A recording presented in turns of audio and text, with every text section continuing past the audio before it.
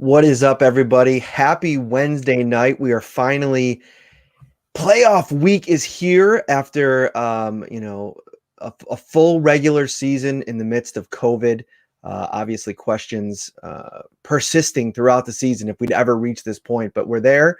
Obviously, some teams are going through it right now. The Cleveland Browns are a situation that comes to mind, but as things stand right now, we are looking all systems go for Saturday for the Bills to open up the playoffs against the Indianapolis Colts. And we have a full packed show for you tonight to talk all things Bills and Colts. I know it's been a pretty awful day from all sides of this thing. But we were talking about it, and I know we talked about it on the show the other night, Ryan, that we were planning 2 shows for this week, but then we got into it and we started going through the planning process. Is like, we don't have a lot of days here before Saturday. So we really didn't have the ability to reschedule. And I know it might just be a nice distraction from, on a day like this. We've had so many awful days over the course of the last 10 months with, everybody going through their hardships during the pandemic and, all this other stuff that, is depressing. So I know a lot of Bills fans are very excited about the potential of this game and this matchup. So we are going to dive into tonight. This is the Shout Buffalo Bills football podcast brought to you by Tops Friendly Markets. He is Ryan Talbot. I am Matt Parrino, and let me welcome you into the show, Ryan. What are you thinking here? A couple days before a really big game. Yeah, you're right. I mean, it's just kind of sneaking up on us. It's already Wednesday night. Saturday afternoon is going to be here before we know it. I know the Bills Mafia is chomping at the bit. One thing I will say is I loved seeing this morning, all the Bills fans in line for that COVID test, how excited they were to have a Q-tip stuck up their nose. That shows you the passion. And I know it wasn't the deep dive according to what everyone said, but the cars lining up starting at, I think it was 6 a.m., maybe 6:30 a.m. You see all these cars lined up on the news. So, the Bills Mafia has been waiting for this day. Genuinely hope that the team delivers for that fan base on Saturday. No reason to believe that they won't, but this is a fan base that is absolutely fired up. Yes, and we have, like I mentioned, a really, really great show tonight. And we're going to kick things off at 8 p.m. Our first guest, Sal Capaccio from WGR 550, will join us. Then we'll have from the Indy Star, Joel A. Erickson, beat reporter out there, covers the Colts. We'll dive into the opponent's perspective a little bit. And then at 9 o'clock, everybody's favorite uncle, Uncle Jerry Sullivan's going to come into the show again, make his second appearance in, I think, about 2 months. I think that was his last appearance, and it got really great reviews. We'll look at this whole season and this whole thing from, a 30,000-foot angle with him and talk a little bit about the historical significance of the season that the Bills just had, because he's been covering this team for a very long time.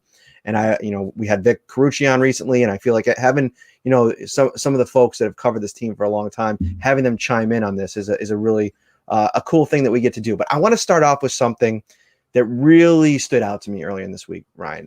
Dion Dawkins, left tackle for the Bills.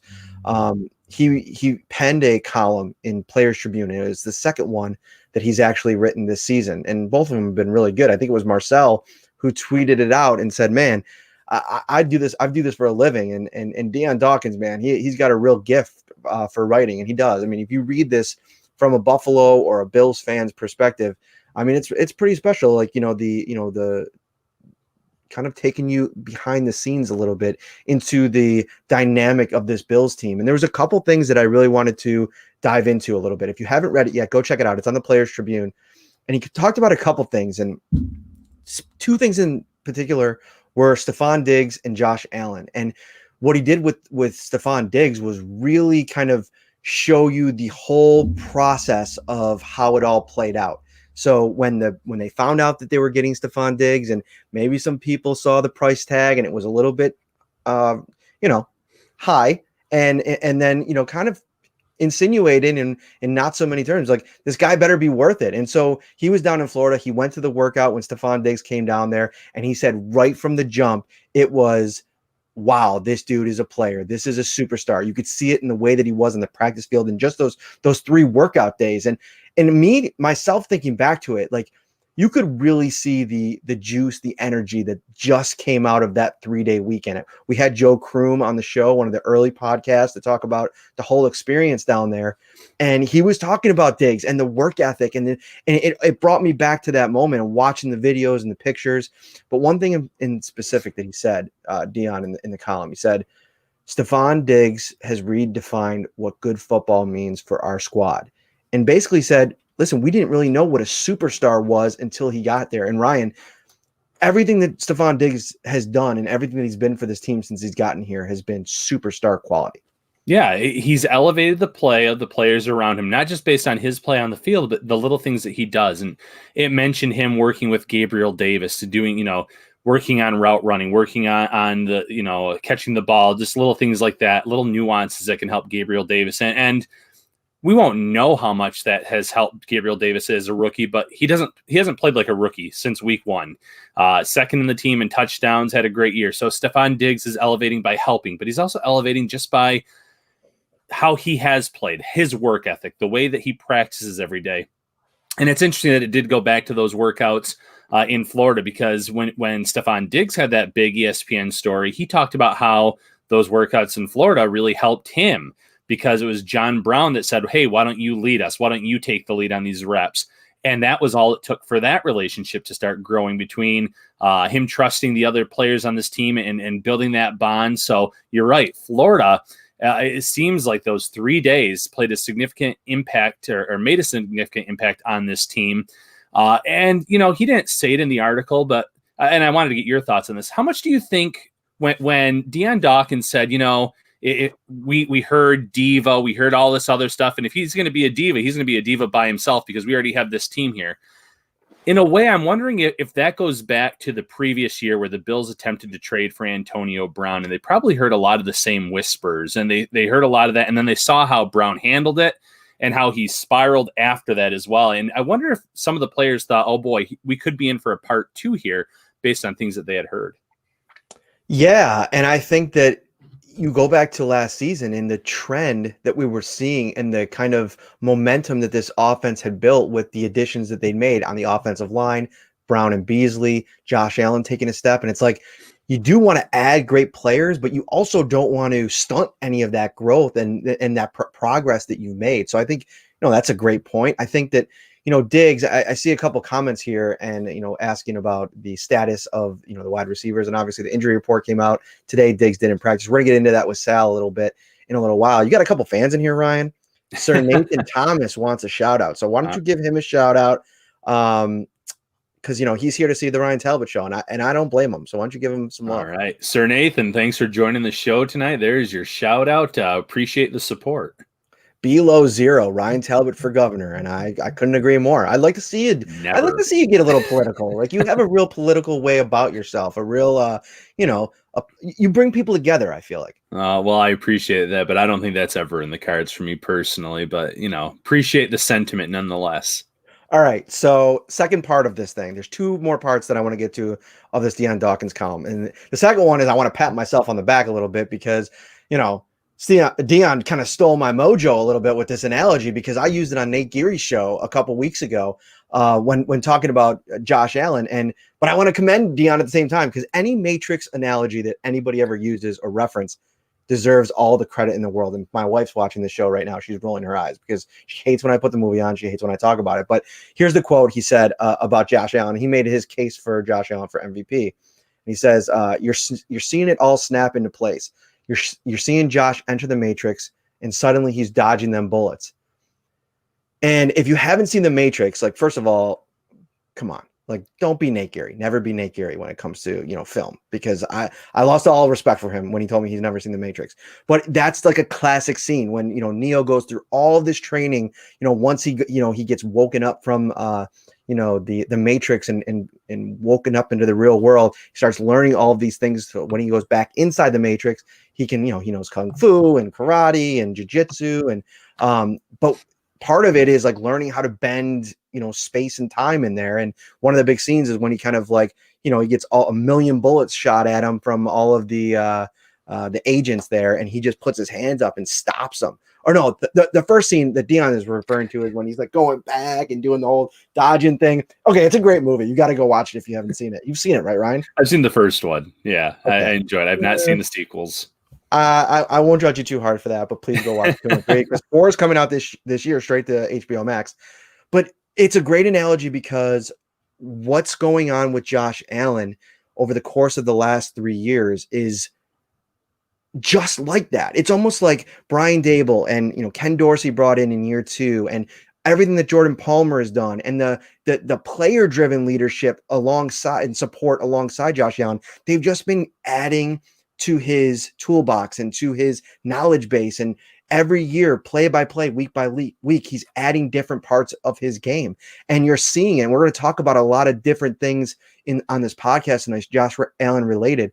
But I think that one of the final hurdles was what it was going to be like. He's assassinated man coverage this year. But one of the big questions is, what's he going to do when teams play zone? And you go back to the San Francisco game, a little bit of the Denver game, New England.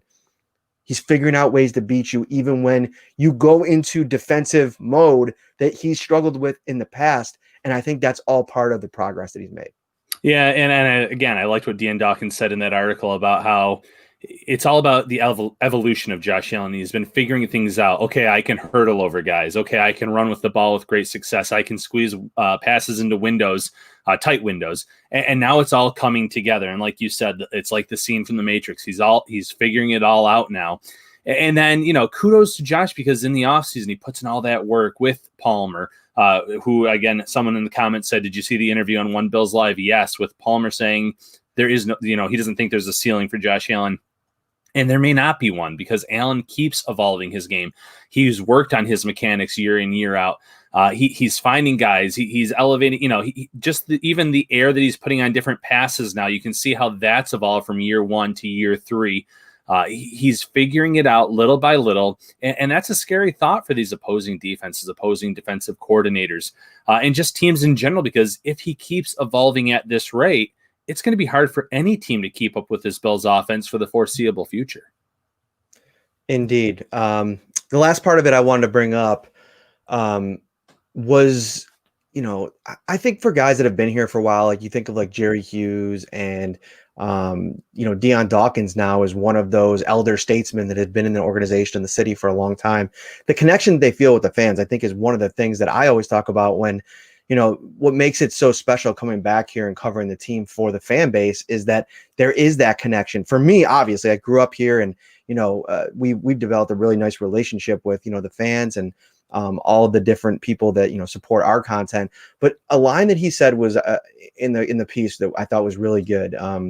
He said, because he was referring to the great season that they've had during the pandemic, and he said, "I feel like maybe we've helped inject a small amount of joy into this terrible year. I feel like Buffalo maybe even carries itself a little different when we're winning. Like it just holds its head up a little higher or something. Like we thrive together," he said. And that to me is the most perfect way to describe the relationship between the team and the city that I think it goes like everybody knows about Bills Mafia and the shenanigans and the fun social media viral clips and all that kind of stuff. But at the heart of it all, and it goes to like, the airport scene the other night, like in the middle of a pandemic, thousands of people show up at the airport to show the team that, what they did means for them. That doesn't happen in like big cities and in big markets. Like everybody always talks about like, where do players want to go to play? Well, if you're a player and you're reading this thing by Dion Dawkins, man, I don't know how you don't want to go play in Buffalo. And oh, by the way, we can bring Sal in here in a moment and talk more about this. But Buffalo has not only become a destination from that perspective. Now it's going to be a destination, as we've seen with Kenny Stills signing on to the practice squad with probably a couple more options out there. Teams are going to want to come play here because they're good. Yeah, no doubt about that whatsoever. And the part about the fans, I love that as well, because I don't know how many you've talked to or seen on social media, but I've had so many fans say, 2020 was a rough year, but at least the Bills were good. And there was the meme of, I don't know, this little cartoon character, and behind it said politics, it said COVID, and he looked frightened. And then there was someone to give him a hug, and it said 2020 Bills season. So there's little things like that out there on social media. I think this year has meant a lot to a lot of the fans in the Bills Mafia, just because of the way 2020 as a whole was for a lot of them. Sal Capaccio, he's in the house. You don't do the song very well. You don't. He probably so sick of it, because every time like I do something with him, I don't know. I see your face. I feel like I have to sing the jingle. I love the jingle. I tell you, I'm never sick of hearing about how cool I am or my own song or anything like that. I never get boring. You know me, Matt, doing all this all the time. But no, I have people send me videos of their little kids singing the Sal Capaccio song. It's become its own brand. I love it. How are you, my friend? I'm okay. Just like everybody else, kind of watching what's going on in the country. And, it's a rough day for a lot of people and a lot of us to kind of see what's going on. But at the same time, we're trying to cover a football team and a playoff game. And, you guys providing this outlet for people, I think for anybody who wants to come aboard, it's a good thing. So, ready to talk some football and, everybody's good here. Let me get your quick reaction to, I'm sure you read the Dion Dawkins piece. Did you? Yes, I did. What's your reaction to that? I mean, you're another guy that's, grew up in the area that, really knows the dynamic of the team in the city. I thought it was really eloquently done. And I really enjoyed it. Yeah, listen, it really hit me. It resonated a lot with me for a lot of the reasons. First of all, when you know Dion the way we do, and you and I, Matt, were on the Channel 4 show that he's on as well, right? Buffalo Kickoff Live, and we know that what kind of personality he can have, and he does have. We've gotten to know him a lot, all of us in the locker room, and just that personality he exudes. So when you read it, if you know him that well, you read it like he's telling you, right? And it's his voice, he's talking to you, and it makes it even more so. But I did grow up here, and I know what this team means to this community, and I know what the community means to the team. One of the things that I say to people all the time when I go on a lot of radio hits around the country is, people, they make fun of the Buffalo's weather, or they ask, oh, it's June, and they're like, is it snowing up there yet? Things like that, and those kinds of things. And I always make it a point to say, Buffalo is such a special place. That's why people like Jim Kelly still live here, and Thurman Thomas still lives here, and Steve Tasker still lives here, and countless hockey players. And of course, that's partly because it's close to the border, but you get it. And Dion is showing you why when he's writing what he wrote about how special this place is for people, just for people in general, and to connect to the community like that. And then the Stefon Diggs stuff just blew me away. And I've said on the air a lot that there's only been a very select few people that when I stepped onto the field for the first time and saw them play, I'm like, wow, like that guy's different. Sammy Watkins was one. Ronald Darby was another one. Tre'Davious White. I think those were the three guys I ever looked at. I stepped on a field and went we were rookies, and I'm like, ooh, that guy's different. Like, he's just special. And when he wrote about how he's like, what was special about this guy? Everybody talks about him. He goes, then we go to watch him, and I'm like, oh my God, like this is what a superstar is. And what he said was funny to read because it's true. He said, even those of us who played football our whole lives maybe didn't know people could be that good at football. That's what's crazy about it. Sal, third playoff appearance for these Bills in 4 years. First year kind of back in. Last year, wild card team, but did it on their own. And then this year winning the division. Obviously, there's been an evolution there in terms of how they've been getting in. But what's your biggest takeaway from this season? Or what will you take away from this season? The biggest takeaway, I think, has to be Josh Allen, his jump and his development, and the fact that he's ready now. He's ready to really kind of carry this franchise on his back. He doesn't need a babysitter anymore, and I don't think he really needed one necessarily last year. But I still think that there was some in there where they were kind of still guarding against a little bit, even though they're letting him play a little more loose. Now this is Josh's team, and yes, Brian Daboll, of course, deserves a lot of credit for that. But I'm not as worried, for example, if Brian Daboll leaves, because it's about Josh Allen now. No matter who's here, this is Josh Allen's football team. And he's gotten to the level of all these other people that we talked about, Ryan, for 20 years, that are these franchise quarterbacks that we had to watch walk into other places and the Bills have to deal with or watch win titles. From Tom Brady to Drew Brees to Aaron Rodgers, Ben Roethlisberger. The Bills have that guy now. They have that guy. And to me, that's what 2020 really became about, which is there's no more. I wrote back at the end of September, I wrote a column that got a lot of play and a lot of criticism from people because I wrote it when I did, which basically what I wrote was, stop it. There's no more doubting it. Josh Allen is a franchise quarterback. That's it. And people said, oh, it's too soon. It's not too soon. And I still feel that way. And obviously I think he showed that. In terms of like the season, away from like the team on the field accomplishments, but from your job perspective, what's been the most challenging part about covering the team in this year? Because it's obviously come with, this week is a perfect example. We haven't even seen the team practice yet because of the COVID restriction. So, I'm in a little different role than pretty much everybody else because I'm the sideline reporter on the radio broadcast. And to me, that's where it's come, Matt, is, we all have this same challenge that we're in the same boat. All of us reporters in the media, we have the same restrictions at practice as far as, standing a certain spot and only being there for a certain amount of time. We can't go in the locker room. I would say that number one for me would be, I have not been able to develop any relationships with anybody. Like you guys, those things are important. Right. None of us, to my knowledge, none of us here have actually physically met Stefon Diggs before. Have you? No, I haven't. I've only seen him on a Zoom call. I've never met Josh Norman. I've never met Tyler Bass. I've never met Quentin Jefferson. These people, they signed in the offseason, some of them. I've never physically met them, said hello to them, shook their hand, talked to them about something other than football. One of my favorite things to do in the locker room is to talk to Reed Ferguson about the New York Yankees. We're both Yankees fans. And I mean, I can't do that.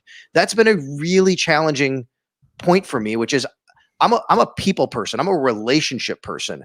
I have not been able to develop relationships with people this year. And that has been a very tough task for me, tough to deal with, because that's just how I operate. And then the other part is, because I am the sideline reporter, not being able to do my job the way I'm accustomed to doing it, especially on road games. And home games, I'm still down in the mode. So it's pretty much the same thing.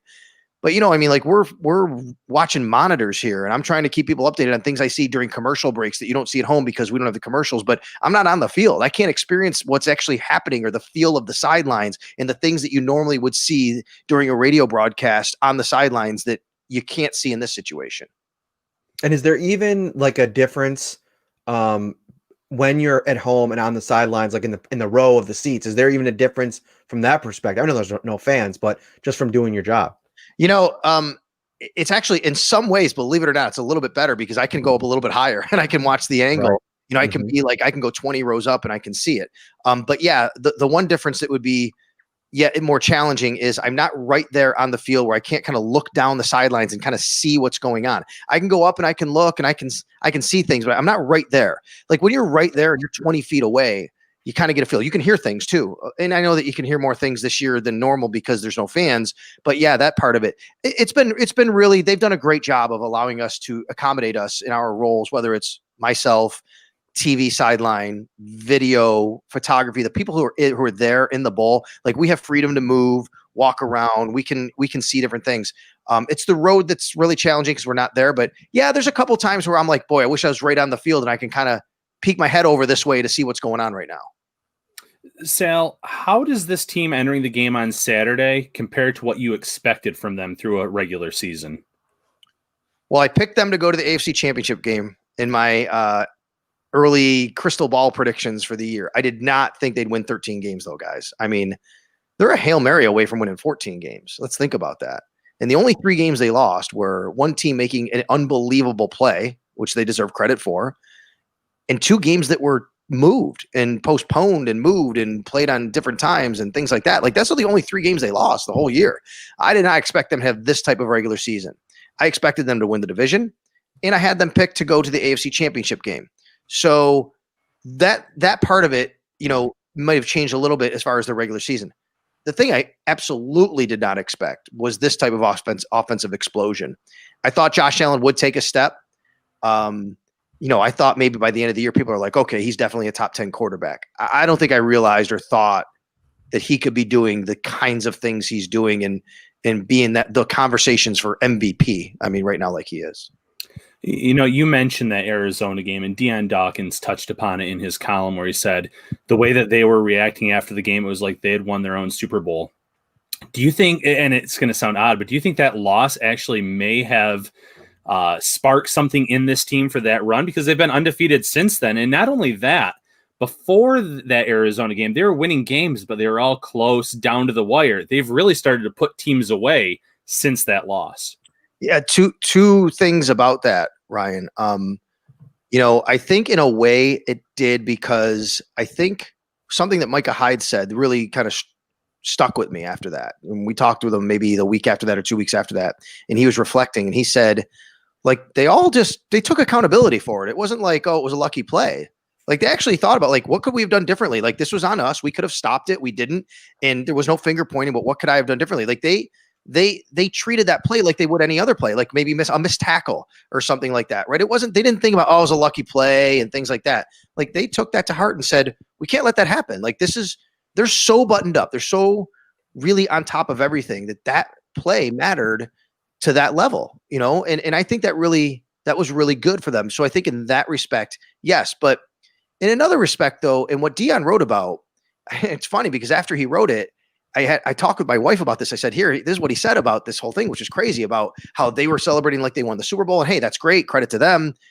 And we didn't feel like we lost the Super Bowl. And it reminds me of, it's like we all have kids, right? You guys all have kids. I have kids. And, if my son like tells me, oh, I did this. And I'm like, well, that's good. That's what you're supposed to do every day. Like, I'm not applauding you for something you're supposed to do all the time. Right. It's great.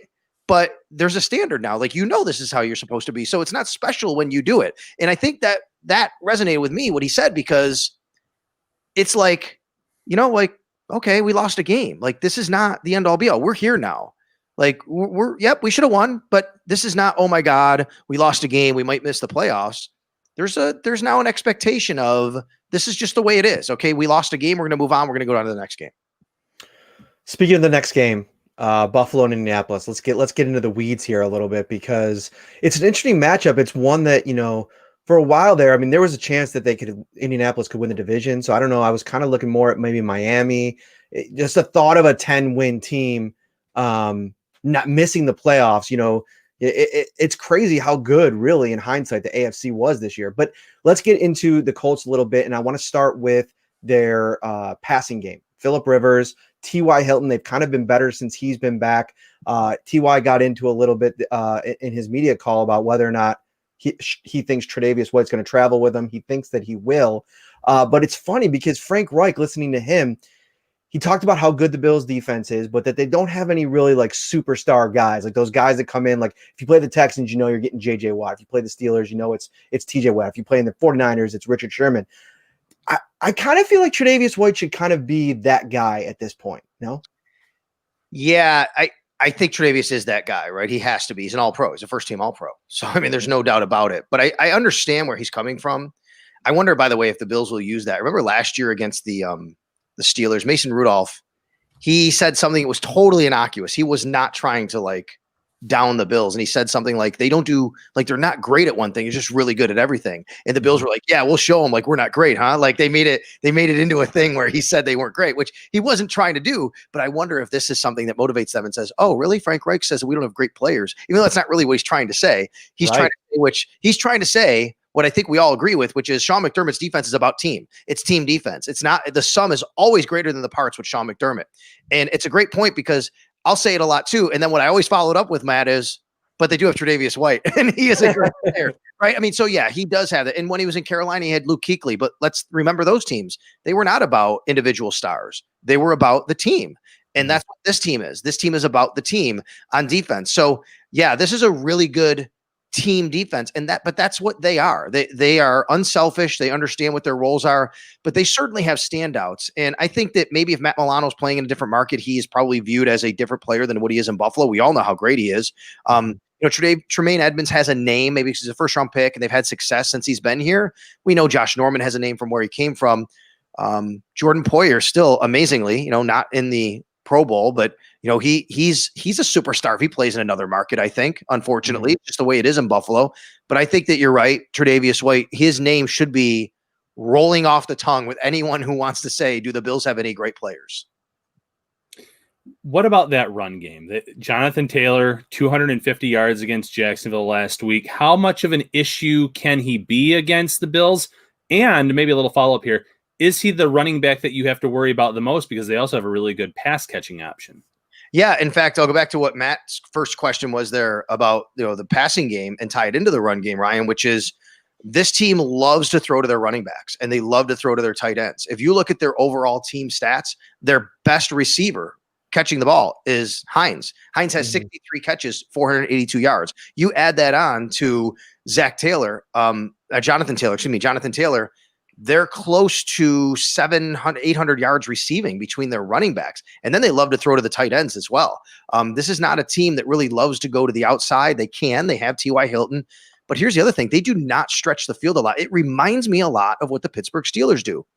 Here's a stat for everybody. From the line of scrimmage to his target, Phillip Rivers is 26th in the league in passing. Basically, like that's how short. Only 7 yards. There's a 7-yard average, 7.6 yard average from the line of scrimmage to the target. That's 26th in the league. But he's second in the league in yards after catch. So he's getting it to guys and they're running. And that's because he throws it to tight ends and he throws it to running backs out of the backfield. And he makes, but their offense, is going to make your defense miss them. They're going to make your defense cover them and they're going to make your defense miss them. You got to be good tacklers and you got to have good cover guys against linebackers and tight ends. And they've been better in that department as the season's gone on.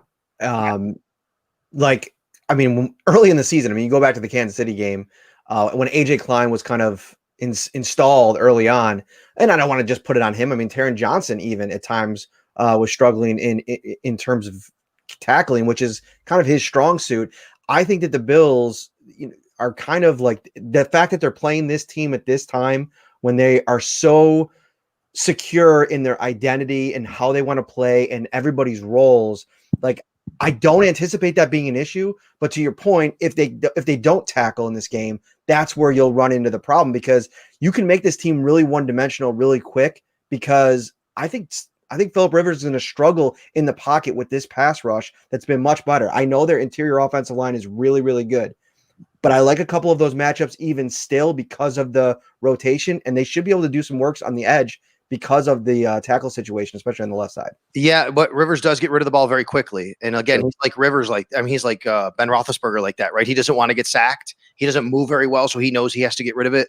He's tough to sack, by the way. It's, for a guy who doesn't move real well, like, he's tough to bring down. They do a great job protecting him. They're like third in the league and, sacks per pass attempt as far as lowest. But you're right, Matt. You can, that doesn't mean you can't get pressure. You can still get pressure on him. You could force him into those shorter throws. In fact, I read somewhere that last week, that stat I gave you where, from line of scrimmage to target, that last week it was only 2 yards or something like that. Like, that's the average pass. They hardly threw the ball downfield. So, yep, you could try to make them one-dimensional. I think that's the game plan for the Bills, what it has to be, which is shut down this running game. Make Phillip Rivers beat you, and then he's going to have to really work hard, because he's not going to really beat you down the field. Maybe they'll get a pass off. Maybe they'll complete something down the field, but stop the run game. Stop what they like to do best. Stop Jonathan Taylor. And if you can do that, then you have a really good shot, because as much as they do have some weapons, I would take, if it becomes a passing game, so to speak, I don't think anybody would doubt that the Bills would have an advantage there. Should the Bills almost have the similar type game plan to what they did against the Steelers then, in terms of how quickly Big Ben was getting rid of the ball this year, Roethlisberger? And then start of the game, he had some success, and then the Bills started kind of sitting on those short throws, jumping the routes. Do you see that kind of coming into play here with Rivers, because they know he's going to try to get rid of the ball so quickly? 100%, Ryan, I do. And one thing I noticed from being field level for that Steelers game, I noted it in the broadcast, was the Bills were really, not just sitting, they were playing up near the line of scrimmage more than I can remember. Like, each guy they were in their face. They were just right up at the line of scrimmage. I think wasn't there a couple GIFs of Tre'Davious White, like, manhandling Chase Claypool in that game? Remember that? Like, he just got up on him. And I remember that everybody was doing that across the board. And I think the Bills can do that in this game. Like, hey, all right, we know you like to get rid of the ball quick, so we're not going to give you an opportunity necessarily for these guys to get 2 yards from the line of scrimmage and turn around and you throw it to them. So I'd love to see that. But the other thing is they got to tackle well. I wouldn't be totally shocked if the Bills use a little bit more of the 4-3 base here. Taron Johnson is an excellent slot. We know that. But now with a healthy Milano and AJ Klein, we saw a little bit of that last game. They actually did play a little bit of that against Miami. And Miami's kind of like that too, where Tua doesn't want to throw it downfield. So you want to make sure you have your studs who can tackle up front. And that's not a knock on Taron Johnson. We know he is. But, I just wonder if maybe that's something they want to dedicate a little bit more to in the run. And I'm wondering how they play that personnel. Maybe some big nickel with Saran Neal could come into play in this game, because I do think that, that's what they're going to do, the Colts, which is try to run the ball. And maybe that's the counter. You have to go with a little bit more beef, maybe. Mm-hmm. Yeah, it's funny you bring that up, because Ryan and I have been talking about that several times throughout the year. Is like, when are they going to pull that card, the 4-3 card? Because they played it quite a bit more last year with Lorenzo Alexander. They've gone to almost completely base nickel this year. And to your point, you can do that when you have somebody like Taron Johnson, who plays physical, kind of has that linebacker mentality with his style of play.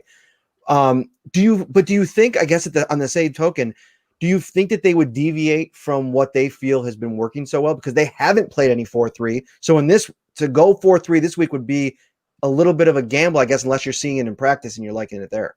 No, I don't think they will like start off. I think it's something you go to if you need to. I think it's something you go to if they start hurting you with it a little bit. I'll give you an example. The Rams game, I believe it was. The Rams, when they started to run the ball a little more, they brought in D. Marlowe and they said, all right, well, you know what? We're gonna have to go a little bit more big nickel here. Now he's a big nickel safety, not a big nickel corner, right? But because they can still throw the ball, I think it was the Rams. It might even been the Chargers when they went second half a little bit like that. But that was something like that. So I wouldn't be surprised if it's just something that they are willing to go to in the situation. I think if I remember right, they played a little bit of that against Miami though last week. Now that might have been because of the game and the circumstance and getting guys reps. I get that. But I do think that they played 3 linebackers a few times against Miami last week. Shifting gears here a little bit, Brian Daboll, hot candidate on the head coaching market. And when Matt and I have talked about this recently, we've looked at teams like the Chargers and Jacksonville because of the young quarterbacks. But now the Texans kind of have come into play. And obviously they have a franchise guy in Deshaun Watson. And now there's that tie there with Nick Caserio. So is there a best fit in your opinion for where Brian Daboll should go? Should he go with a place that already has an established franchise quarterback? Or do you think he'd be better off molding a younger guy like a Trevor Lawrence or Justin Herbert? So, I mean, I think the best job is the Chargers. You know what I mean? Like if Brian Daboll could just like pick and choose, then I think you go to the Chargers. You have Justin Herbert right there. You have a ready-made. I mean, they have a good roster. They had some injuries this year. And when they get Derwin James back next year and they get a couple more guys healthy, Justin Herbert's going to be, and he's so similar to Josh, right? Plus, the Houston Texans, as much I love Deshaun, I think Deshaun Watson is great, but they don't have a first-round pick or a second-round pick. I think there's some organizational chaos going on there. I do understand that the tie-in and all that. When everything started, I will tell you, like way back when, I thought, okay, when Bill O'Brien was fired, I immediately started tying in because the Texans have always been after the Patriots model, going back to when they brought Brian Gaine and then let him go and like, well, we don't really want that. We Bill O'Brien, this is what we want. We want the Patriots model. And, they've always kind of been after that with Easterby there and all those kinds of things. I always thought, okay, well, Brian Daboll might go there. Then, as things went on, you're like, man, the Chargers are a great job here for this guy. With everything we just said, plus Telesco, they went to high school at St. Francis together. So I think that to me, if you have a choice of a job, it's the Chargers. But I mean, who am I to say where Brian Daboll should go? If he feels comfortable with the people he's working with, I think organization should matter and will matter to Brian Daboll. Think about who he's worked under and with. Bill Belichick, Nick Saban, and Sean McDermott. I mean, you understand, if you're Brian Daboll, how an organization should be structured and what it should look like. That's why I don't think the Jets would be a place that he'd necessarily want to go. Like, there's a lot of questions about where that organization is and their chaos and structure. And I still think the Texans have that as well, but he probably feels comfortable with the people who's there. And I do know, by the way, like Easterby and Caserio and him, they do have like a good relationship, and I understand why that would be appealing to him. Something's funny. It just kind of occurred to me just now as we're talking about it. I think it has before, but I never really put a lot of, thought into it. This is kind of like a weird time in the world, in the NFL world during the pandemic to maybe, start a new journey as a head coach. Like if you think about it, all of these head coaches that are they're going to end up in these new jobs, these 6 new jobs. I mean, they're really going to be at a weird spot. I mean, what's the combine going to look like? What's the Senior Bowl going to look like? What kind of information do they have from the year in terms of scouting during a pandemic with a shortened season, with less games, all this stuff? There's still like a lot of question marks with, the offseason. I mean, the NFL has done a phenomenal job getting the season in and having it work the way that it has, but there's still just a little piece of me, as much as it is just common sense, 100%. Brian Daboll's so hot right now, it would not make any sense for him not to take one of these jobs if he's offered them. There's still like this little glimmer, and I can't remember who I was reading or listening to on a podcast. There's been so much this week, but somebody else was alluding to it. He's really comfortable here. He has a situation that is really, really good, and with the success that he has, I mean, if he does stay, he's probably in line for some type of raise. Could you at least see a world like me that it doesn't make sense right now to make this move because of everything that's going on here, and maybe additionally some of the challenges that he'll face in year 1 in this kind of climate? So you think, like, basically you're asking, like, could I see where he might just pass on a job this year? Right, where it's just not a perfect fit from any number of different ways. I think so, but I think they would have to really kind of dry up, Matt. Like, I think that the Chargers would have to dry up and the Texans would have to dry up. I think it would have to be because there's only a couple jobs left and they just certainly aren't appealing. I don't think that if he has his choice to be a head coach that he would pass on it. Like this is what he has built his whole life around. This is what these people do for their whole careers. The pinnacle of this profession is to become an NFL head coach and to run your own program. And the money is astronomical. And what comes along with it, I mean, again, it's the pinnacle of your career, right? So I can't see him, even in the scenarios you painted, which is all a valid point that you raised, like all those kinds of things. I can't see Brian Daboll just saying, I just really don't think the time is right. There's been people around the league, like someone pointed out to me where's Greg Roman's name this year? You know what I mean? I mean, you might only get one shot to do this in this league. Look at Brian Schottenheimer, and like nobody's even knocking on his door anymore. You know, right. So if you Josh McDaniels to a degree as well. I know that he came up too, but and obviously some circumstances there where he basically kind of did that to himself in a lot of ways. But you're right. You know, so I can't see him saying, I don't think it's right.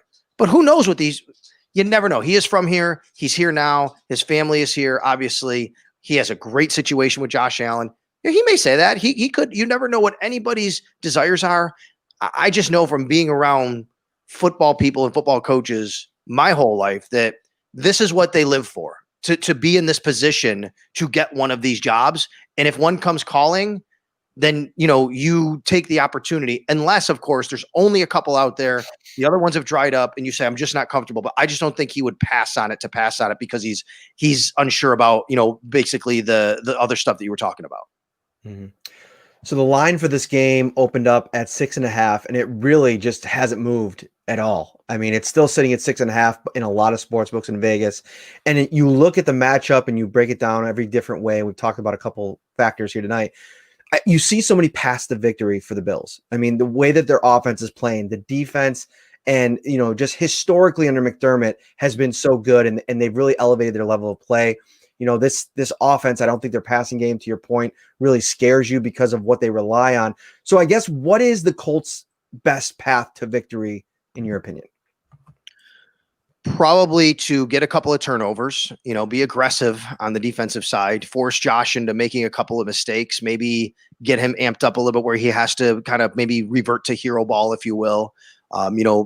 Get the Bills, get Josh Allen specifically to maybe get out of character and do something that that they haven't done in the last several weeks. Turn the ball over, make a few mistakes like that. I think that's number one. Maybe on defense they can do that. If they just try to, what I don't think is smart for them is to say, hey, bend, don't break. You know what I mean? I mean, the Bills, they can score from anywhere on the field. They're going to beat you. They're going to do that if that's the case.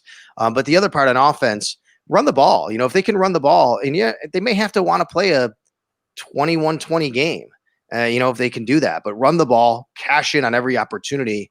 You just can't, they can't just settle for field goals like that. But they're going to, I see them trying to play keep away in that regard, with Frank Reich. And, Frank Reich, he was on those 90s Bills teams, and he saw what Bill Belichick did to the 90s 1990 team in the Super Bowl by doing that and holding time of possession. I know it's completely, and I'll be the first to tell you, totally different world we live in with football. I get it, but I think that that's how football people think, which is, hey, let's play keep away and not let them have that opportunity. I just think that the Bills are so good, even if they only have 2 minutes to score, they can score.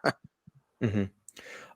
Let's get into the injury situation a little bit before I let you get out of here. Obviously, Cole Beasley didn't practice today. Stefon Diggs was very optimistic when asked about what his injury situation is. He didn't practice today as well. We weren't out there, so we weren't able to see what's going on there. Isaiah McKenzie still dealing with an ankle a little bit, but he should probably be good to go.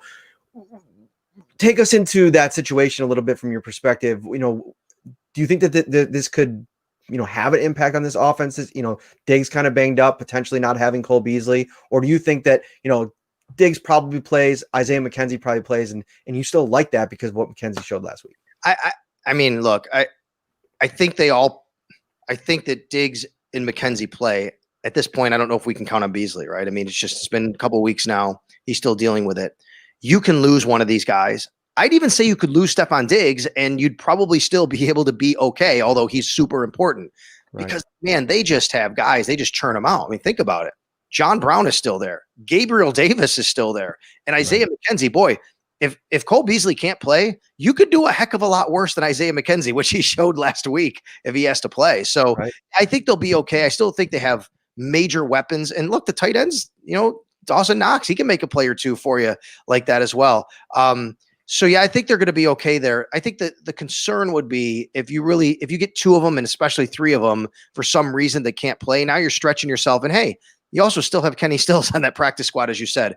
They know that they can put Andre Roberts in there. It's not preferable, but you can put him in there if you need to. And they have Duke Williams on the practice squad. You can call him up. So this team has built a really nice roster in case of emergency situations.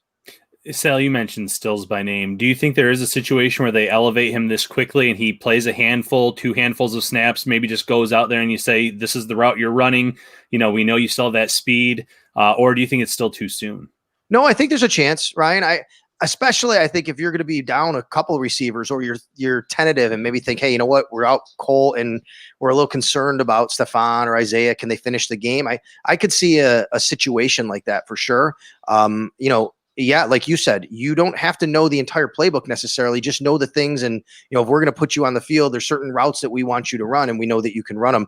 He can play inside. He can play outside. He's mainly an outside guy, but he's done fine in the slot as well in his career when he's been placed there. So I'm not going to predict it that they elevate him, but I do think there's a chance they could. We got a big weekend ahead of us, my friend. Not only do we have a football game to cover, but 2 full-hour editions of Buffalo Kickoff Live. I mean, you've covered this team for a while now. Not a lot of playoffs, opportunities to cover this team. How much fun is this for you? Oh, it's great. It's a lot of fun. It's tempered though by, everything that's happened this year with all the fans not being able to be there. And now we're going to get some fans, which is really nice. But, there's so many times where I've thought to myself, I just wish the fans were here. I go back to the Seattle game. It would have been amazing if they were in that stadium. You guys were there. If it would have been, beating the Rams in the last play of the game, essentially would have been amazing. And so it's super fun. Believe me, I don't want to say that it's not. I'm very privileged. I have an amazing job. I love it. But it reminds me of the movie For Love of the Game. You guys ever see the movie For Love of the Game? Kevin Costner. Kevin Costner. Yeah. Game, right? I'm not spoiling it. It's like 20 years old. So if anybody ever seen it, don't tell me I'm spoiling it for you. So he throws the perfect game. And then he says to Jane, when he sees her the next day at the airport and, he's going after her, and he says, last night should have been the best night of my life, but it wasn't because you weren't there.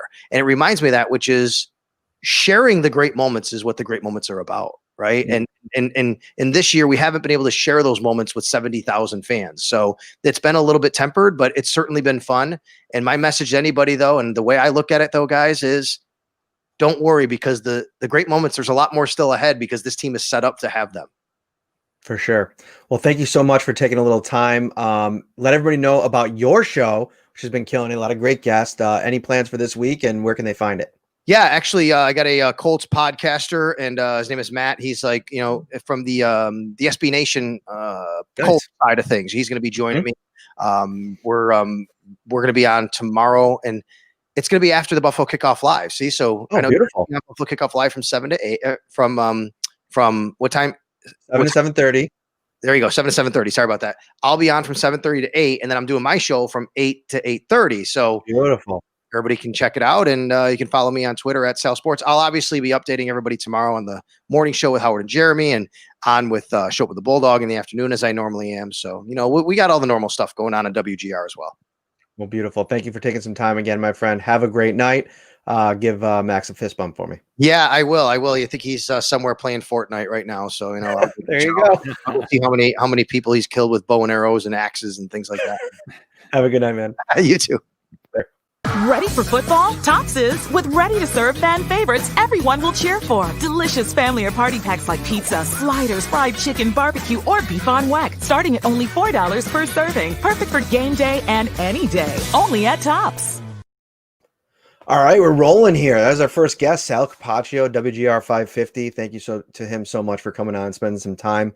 Some great insight there. I want to ask you, Ryan, the same question. I mean, what is the path to victory here for the Colts? Because, kind of creeping into, Indianapolis's, coverage from the week. And there seems to be, within their beat and kind of their media scene, I don't want to say a level of confidence that there's an upset possibility, because they are talking about the Bills as being this kind of, just offensive, explosive team that can really do a lot of things. But there, it does seem too that they're injected in that is a lot of maybe potential ways that Indianapolis can keep this game close and maybe beat them. How do you think a game where the Colts win, how does that go? I think it is winning the time of possession battle. I really do think it comes down to that, and especially early in the game. They need to sustain some long drives, keep that Bills defense on the field, and put up some points. Obviously, they're going to lean on their running game early because that is the strength of this team. Jonathan Taylor, Naheem Hines. And when I say the running game, I mean I should say the running backs, because they can be used in multiple ways as rushers and as receivers. And if they can score some early points, that will allow them to continue to run the ball, continues to run time off the clock, keep the ball out of the hands of Josh Allen and company, because we know Josh Allen, like Sal said, in this offense, they can put up points quickly. But as long as they're going toe-to-toe in terms of scoring or keeping it close, that's going to allow them to continue to run the ball, and that's the biggest key for them to win this game.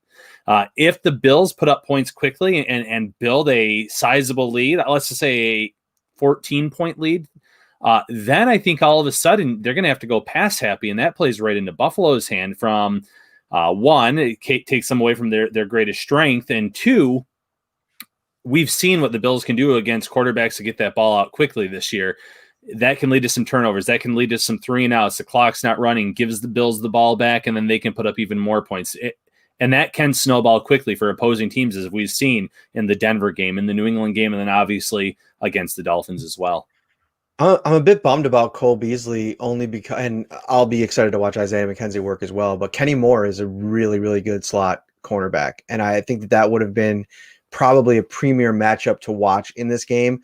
Obviously, Xavier Rhodes, who spent most of his career in Minnesota, Stefon Diggs talked a little bit about him today and that potential matchup. We'll get into that with Joel A. Erickson from the Indy Star in a little while.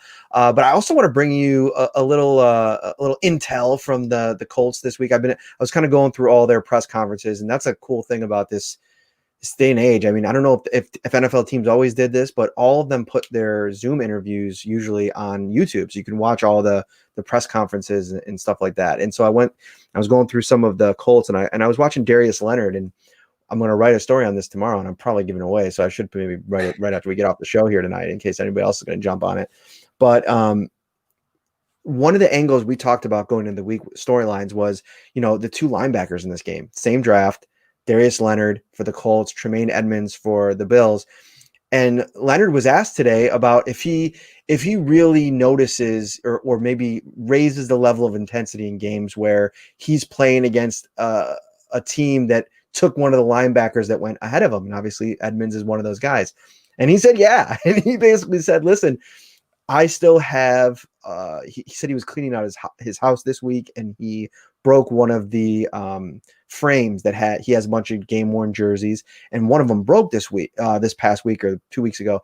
And it was from the Bills game where he had a really good game the last time they played, and he framed the jersey. And it's just one of those things where he says every time he plays a game against one of those guys, nothing personal, he wants to beat that team and he wants to be better than that guy. And he said he spent time out at the Pro Bowl with Tremaine, and obviously, if you meet Tremaine, I mean, there's not really many bad things you can say about the guy. But he said, I want to go out there and prove to the Bills that they made a mistake and they took the wrong guy.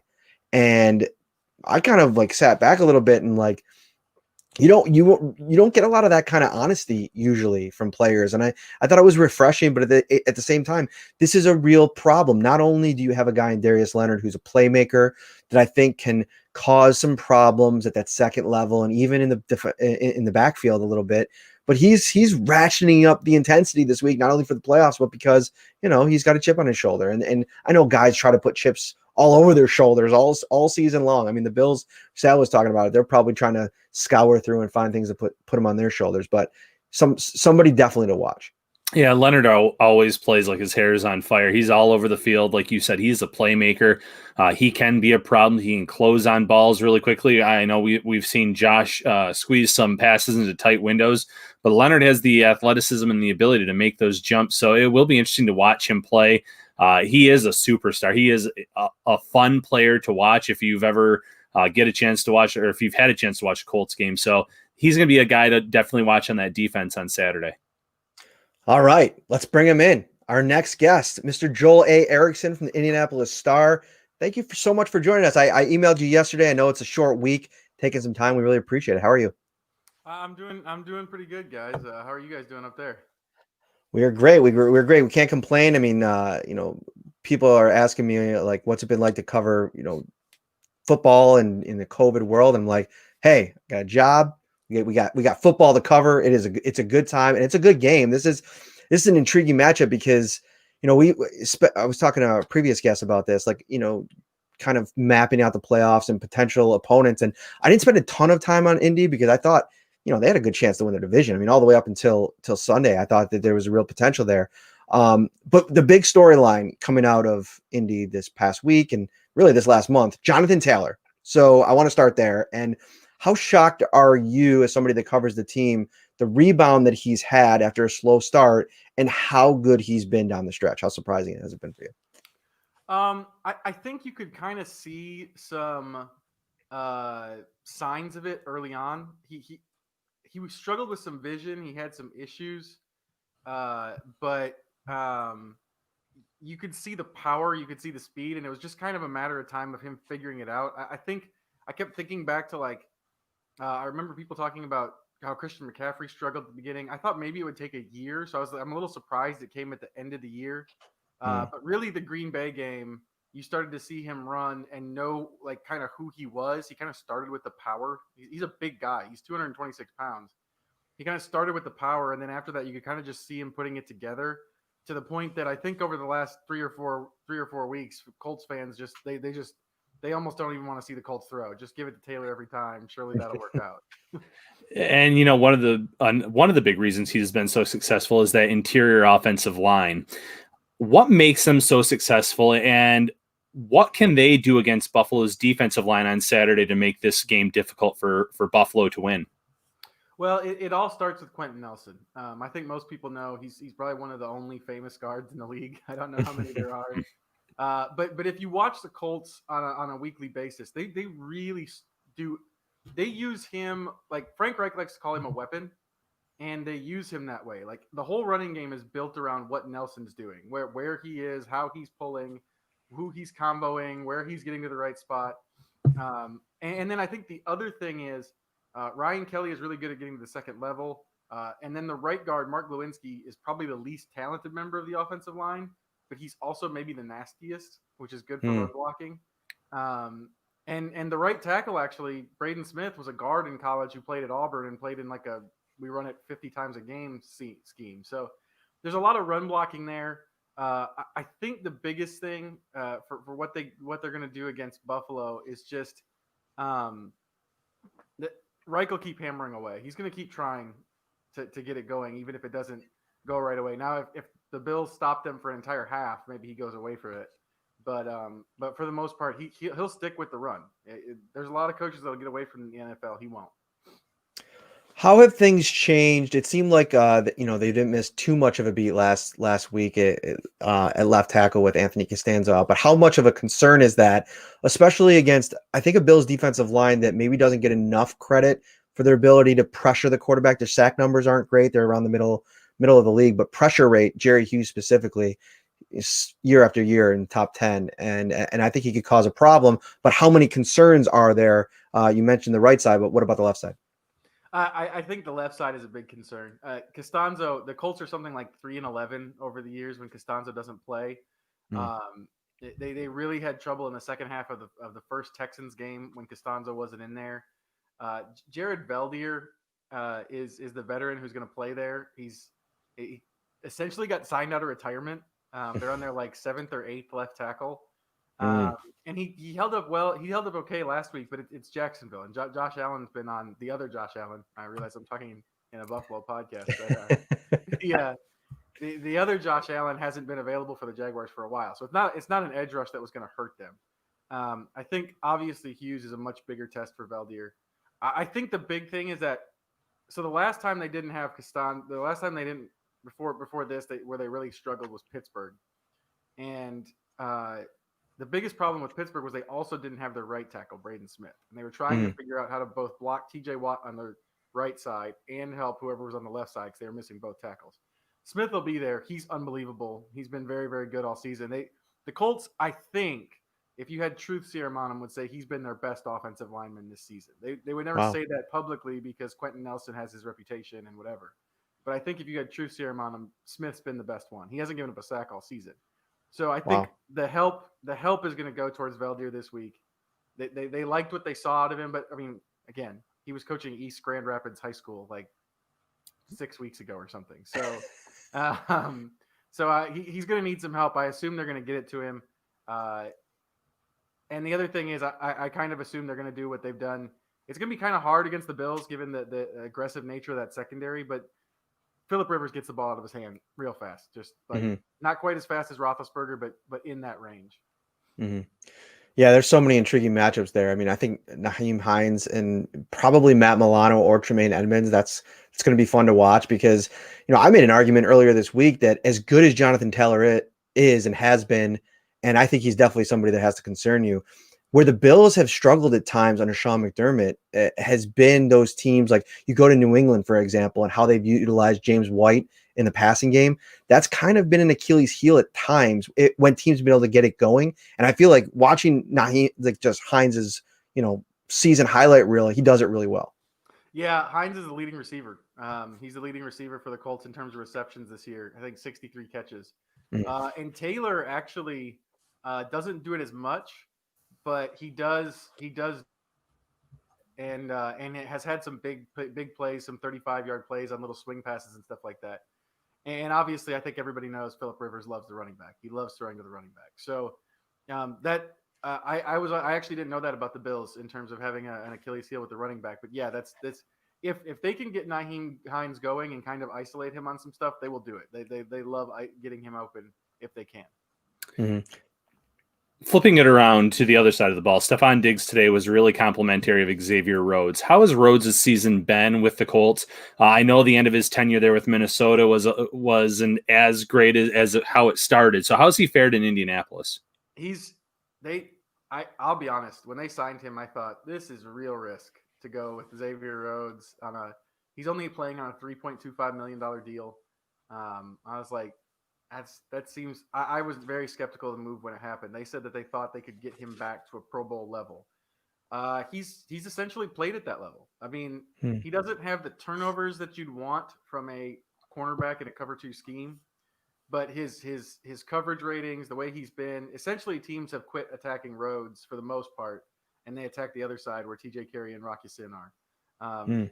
It's really been impressive. And I think the big thing is the Colts don't ask him to do what the Vikings used to ask him to do, where he had to line up in man-to-man on somebody and play there all game. The Colts don't do that. They're playing in zones. He plays to one side. He's very, very rarely traveled. It's very specific situations, just like a handful of snaps per game. And I think that served him well. He's clearly an intelligent cornerback. And so by leaving him in zone a little bit more, you allow him to use his instincts and play on his experience. Whereas instead of putting him in man-to-man and just saying, okay, you got to stick with these guys, which I don't really think he could do play in and play out anymore. I wouldn't want to put him on Diggs the way you would have done in like 2017 and just said, okay, just take care of him. That's not going to work now. I'm excited for that matchup just because of the familiarity there and what they choose to do, because it's been interesting. I feel like, teams, I think early in the season were playing man, and Josh Allen really destroyed that. And they went to zone, and I feel like the Chiefs and Tennessee had some success with it, obviously, but I mean, there was some extenuating circumstances like the whole COVID Tennessee Titans thing and Allen's shoulder injury that didn't get a lot of national play that I think affected him a lot more. He's been really good against the zone the last few weeks when teams have tried to do it, specifically in that 49ers game. And I think part of the reason is because he's learned that if he just gets the ball out of his hands, especially like in that like short range, like not even when they get to that second level, Stefon Diggs is breaking tackles, and you're seeing some of the highlights on SportsCenter, just getting the ball in his hands and letting him make plays.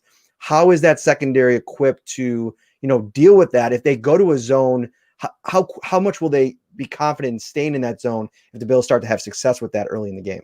Well, it's primarily a zone defense, so they'll stick with it. It's primarily a zone defense, and they'll stick with it. But this hasn't been a good pass defense in the secondary for weeks now. Really, so going back to the first Tennessee game was the last time that we really saw them play well in the secondary. They've had trouble with really big plays, even more so than the. This is a defense that's really good at swarming to the football. So a lot of those short throws, teams don't get as much yak because it's just a team that's a really good tackling team. They swarm to the football well, but they've given up a lot of big plays recently and a lot of like throws in that intermediate range in the zone. And so I think that's the big matchup for me this week, and why I think it's the Bills have such an advantage is the Colts secondary just hasn't played very well recently, and obviously the Bills are equipped to take plenty of advantage of it. Jim Irsay today or maybe yesterday said that there's a frustration that the Colts haven't played their best football this season. Now, you just touched upon the defense, the secondary. What has been their biggest issue on the other side of the ball on offense this year? It's just been sort of they've got this weird third quarter, second half lull thing going on where like it's a pretty balanced offense now that Taylor's running it well. I mean, they threw for more than 4,000. They came within a whisker of rushing for 2,000 yards. Very balanced offense. When it's clicking, it's really good. But they've several games in a row now, especially in the second half of the season. They go through these odd lulls in the second half and don't score. And that's the biggest problem with the offense is that you don't get the full effect of the offense the entire game. Go ahead. Oh, I was just going to say, it's funny because the Bills went through that lull for a part of the season. Fans were just, they hated the third quarter. They said, oh, here comes the third quarter. The Bills can't score. They give up points. And obviously they fixed that over the last month. It hasn't been an issue, but that's just another similarity, I guess, between these two teams, at least at some point this year. Yeah, no, it's and the hard part is like, I think anytime, because early on in the season, there was like a weird first half, second half thing with the defense. Anytime you try to get coaches to explain what might be going on with that kind of stuff, it's always really difficult. It's always really difficult because they're trying to put their finger on it, and it just comes down to we didn't execute as well or whatever. But it really is. It really has been difficult to figure out why they don't finish off drives in the third quarter. Last week, it really came down to their kicker missed a kick at the end of the first half and the start of the third quarter, and so they stayed at 20 where they should have been at 26, and I think that really played a role in it. But it's been enough of a problem now going forward that it's like you said, like with you get to the second half and Colts fans are going, oh boy, how big is the lead?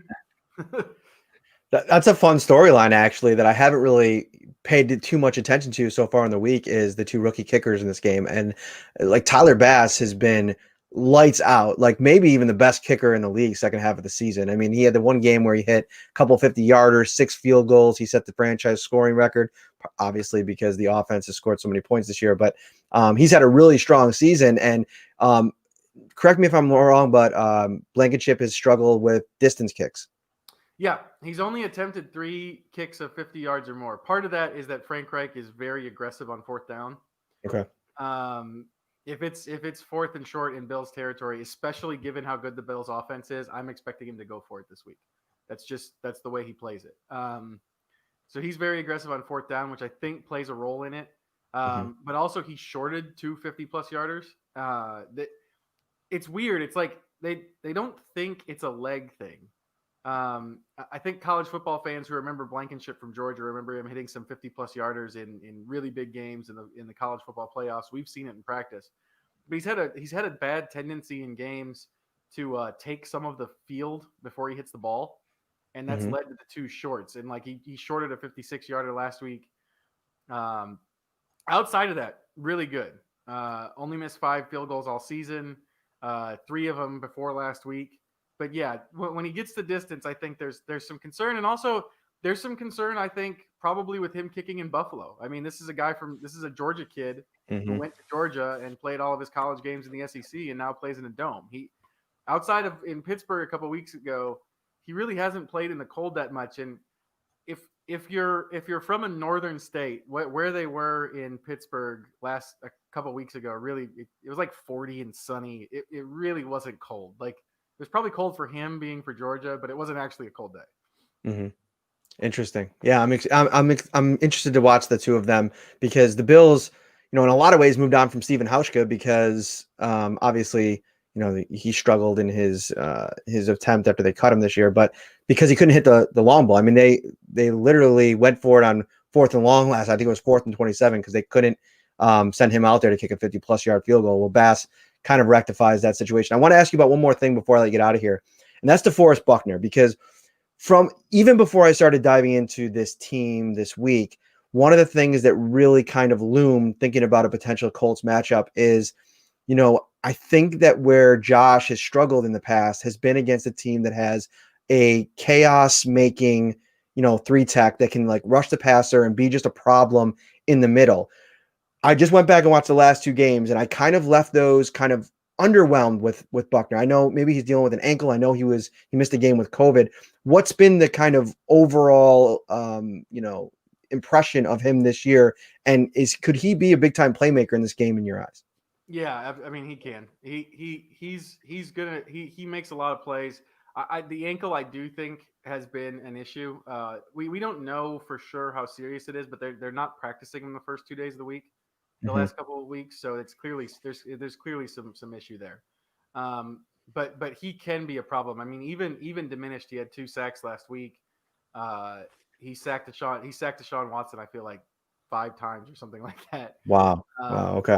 In the games against the Texans. And I think the other thing that's different about him, and it's been mitigated a little bit because of the ankle injury, depends on how he is this weekend. I don't know.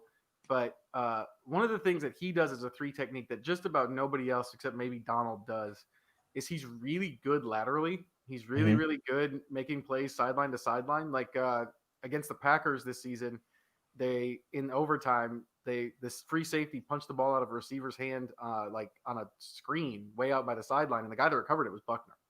Wow.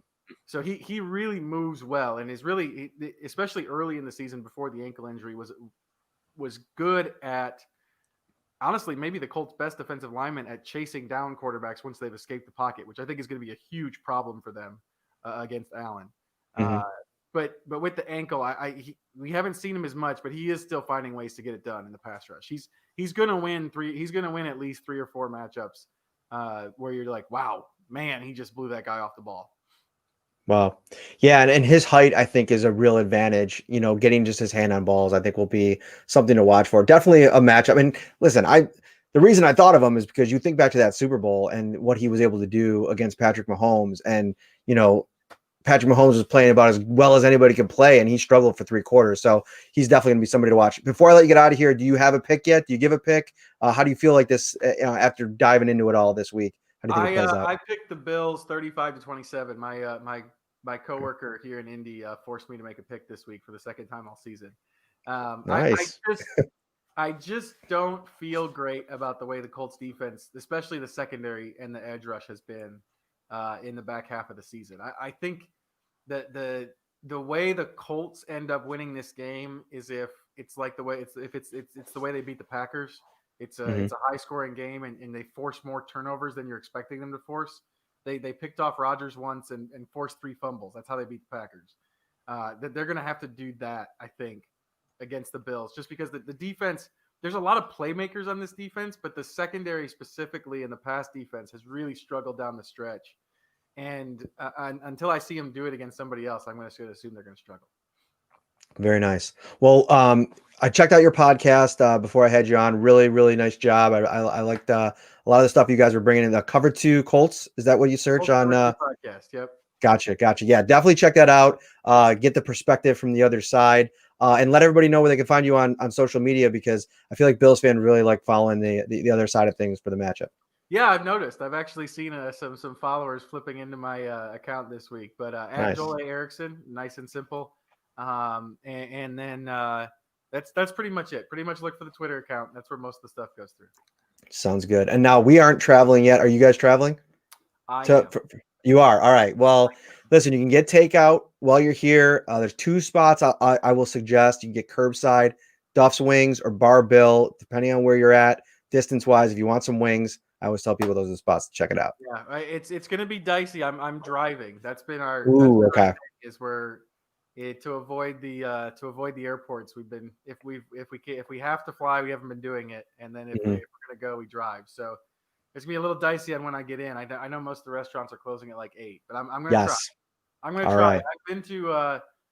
I've been to Anchor, and I've been to a bar that is a dive bar somewhere in Buffalo that I have no idea what it was called, but the wings were amazing. Elmo's. It had to be it. It's kind of a dive bar. The wings are one of the best in the area. I'm just calling. I'm going to say Elmo's. Does Elmo's have like a weird like music history or like? Oh, maybe it was like the pink. It was the pink, which I don't know about their wings or if they even have wings. But it's like, was it like really dark and they had like a lot of Bills memorabilia in there or no? I think so. Okay. So. It's back when I covered the Saints.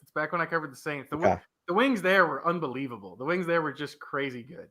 That's the cool part about Buffalo. Anywhere you go, you're going to get good wings. So that's cool. Well, thank you so much for taking the time, Joel. I really appreciate it. And hopefully everybody can go check out the pod. It was really great stuff. Yeah, thanks for having me on, guys. Appreciate it a lot. All right, take care.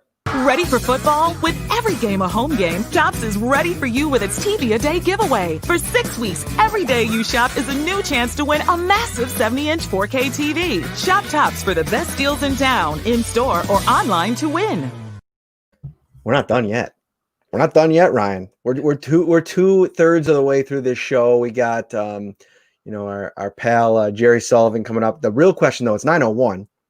I do not see him in the green room quite yet. So listen, hopefully he can get in here. Hopefully we can get him on the show. I got a couple fun things to talk about. And actually one of the things popped into my head, he would be perfect to talk about this with, because I'm pretty sure he was covering the Bills back when Frank Reich played in the comeback game.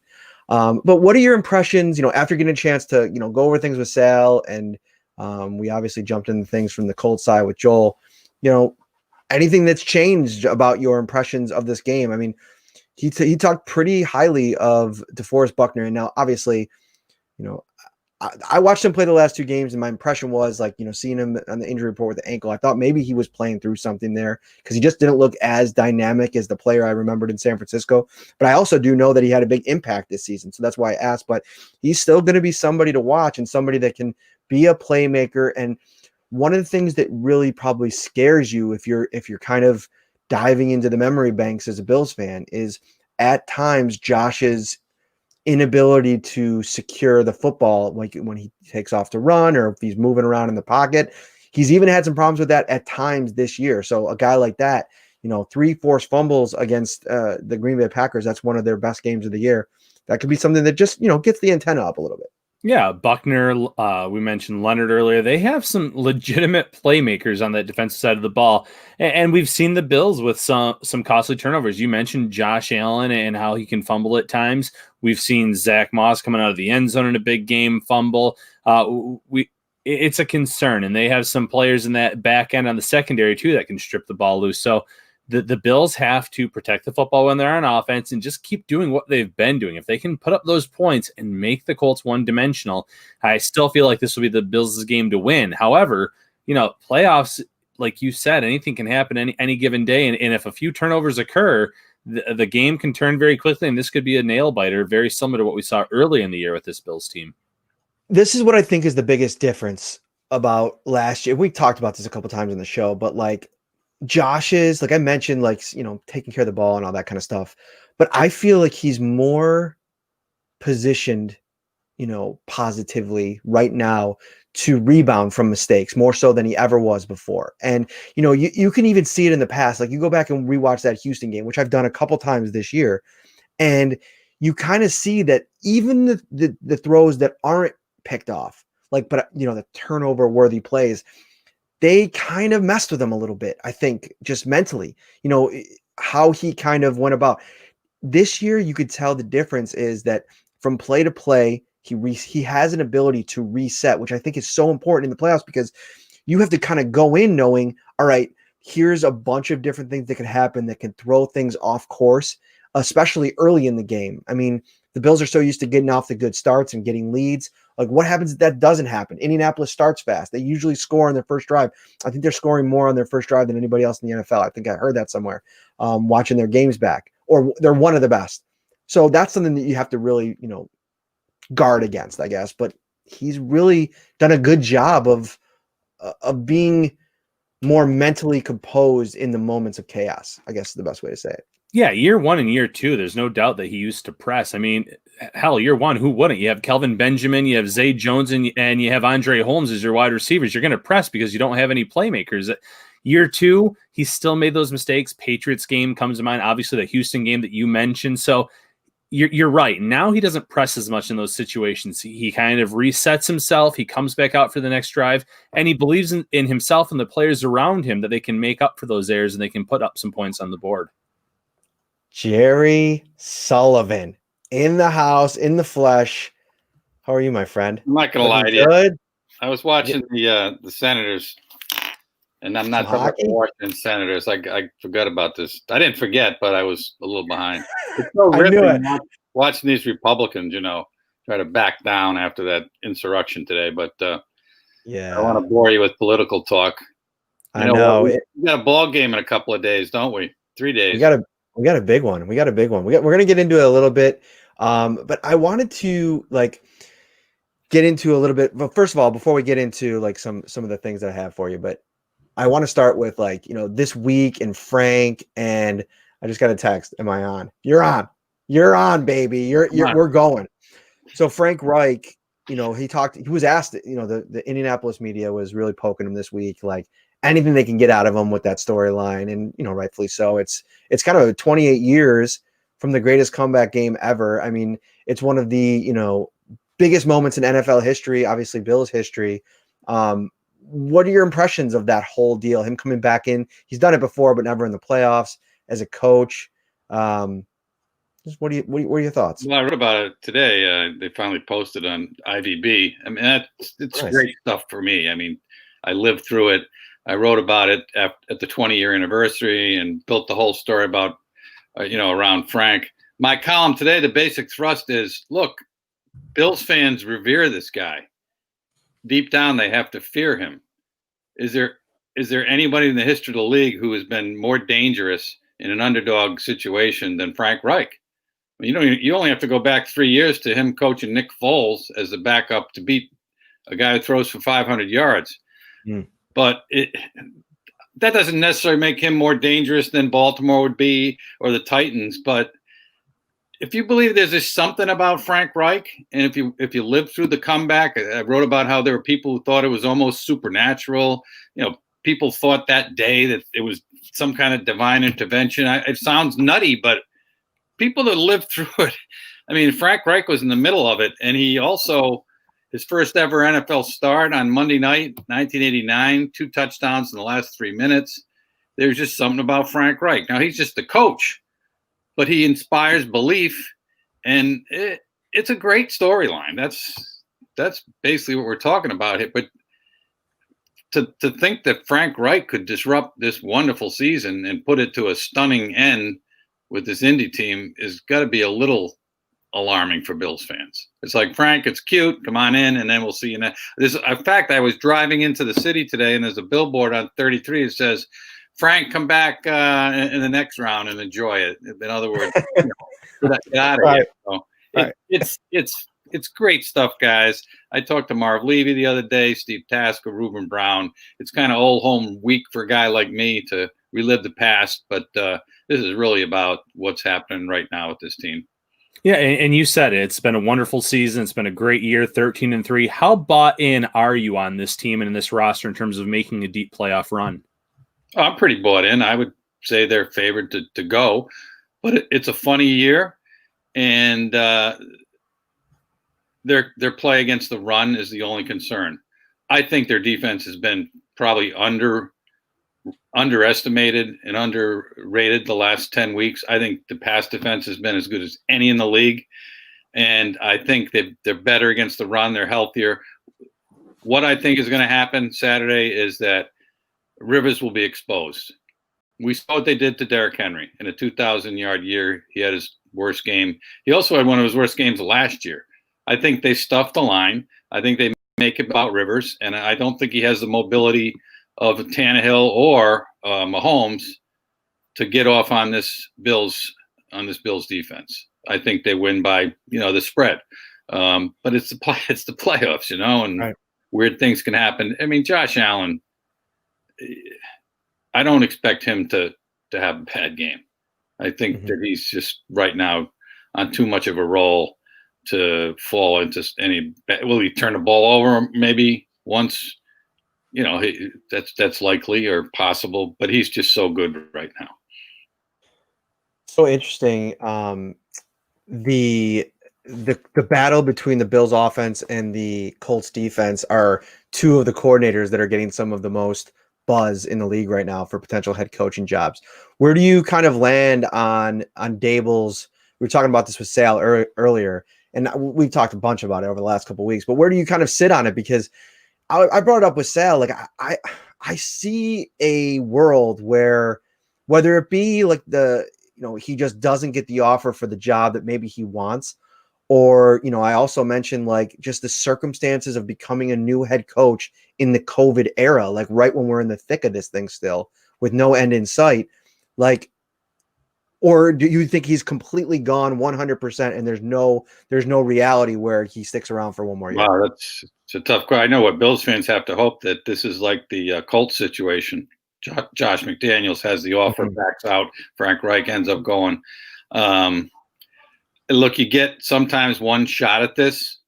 Daboll's star will never be higher unless, maybe next year they're even better and win the Super Bowl.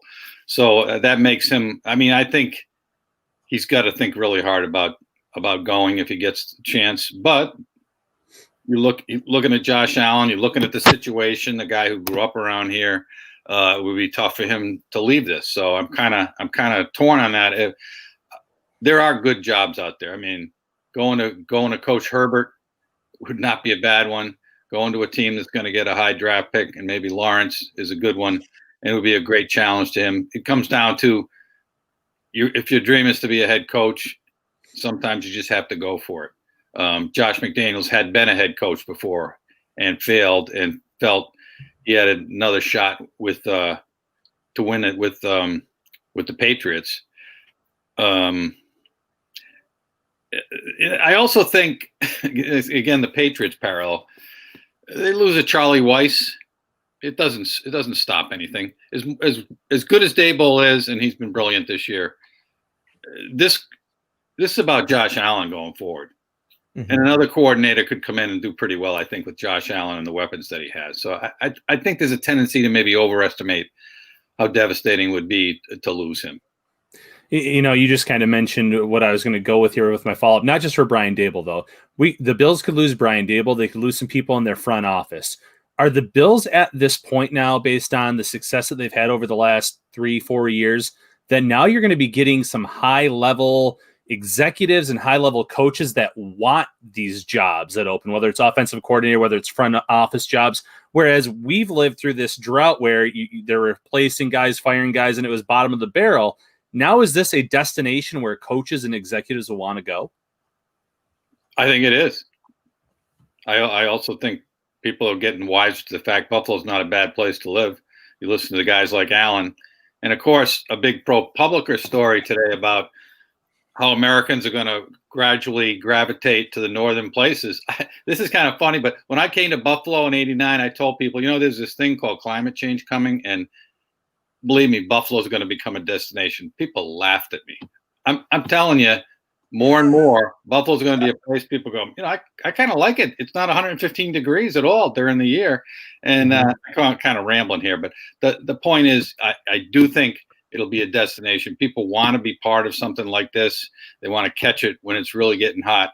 And the idea of the 4 or 5 year cycle is true to some extent in the NFL. It's also not true when you have a Brady or a Manning or a Rodgers. Those teams are good for 10, 12 years while cycling in and out coaches and GMs and offensive linemen because they had the quarterback. Josh Allen is going to be a guy, if he doesn't get hurt, that's going to be in contention every year or close to it. You tell me, and I can't believe I've gone to this point with Josh Allen comparing to guys, but he is like the top 3 MVP candidate. And if he keeps this up, quarterbacks like him just don't suddenly go 4-12. Tell me the guy.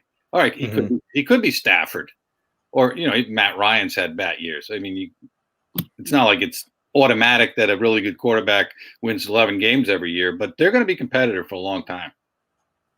Yeah, no doubt about that they're set up well for success.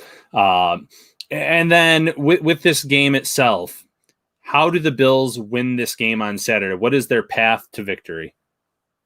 Well, as I said, their path is defensively is to make it about Rivers. In their 5 losses, he threw 40 times. In their 11 wins, he threw 30. That's, I'm sure McDermott and Frazier sitting there saying that's what we have to do. We can't let Taylor get off. Make it about Rivers. He's not mobile, and we'll beat him. He will throw picks. Our secondary is playing great. That there's no way this Phil Rivers throwing 38, 40 times beats us. And offensively, just, get Josh making throws and attack. And what they can't do is go out of character, as Lindy Ruff used to say. Don't suddenly go 50-50 run because it's, January and you're in Buffalo. Attack the way you have all year. Attack this defense. Their secondary is not that good. And be what you are offensively. Sure, mix in some runs and don't turn the ball over. I don't know if Matt, you guys, you know where we are with Beasley. I don't. I wasn't around today. It's not looking good. He didn't practice again today.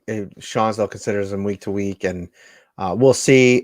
Although I will say, Stefon Diggs, when he was asked about Cole, because I sometimes when you feel like you present it to Stefon Diggs, he kind of he says things in a funny way, but he was kind of like, well, we'll kind of see what happens. I'm hopeful that I'll have all my guys out there with me on Saturday. So he kind of left the door open, but it doesn't look good.